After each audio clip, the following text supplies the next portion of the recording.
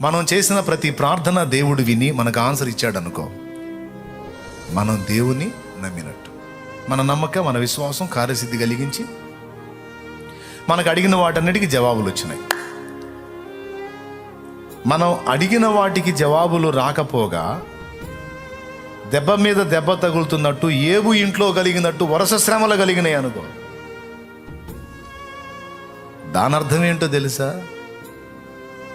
నువ్వు దేవుణ్ణి నమ్మలేదని కాదు, నువ్వు నమ్మావు. అయినా శ్రమలు వస్తున్నాయి, అయినా ఇబ్బందులు వస్తున్నాయి, అయినా దెబ్బ మీద దెబ్బ తగులుతుంది. ఎందుకని? నేను దేవుణ్ణి నమ్మక ఇట్లా వస్తుందంటే, లేదు నమ్మావు. నువ్వు దేవుణ్ణి నమ్మటం సంగతి అటుంచి, ఇన్ని పరిశోధనలు నీకు వస్తున్నాయి అంటే నిన్ను దేవుడు నమ్మాడు.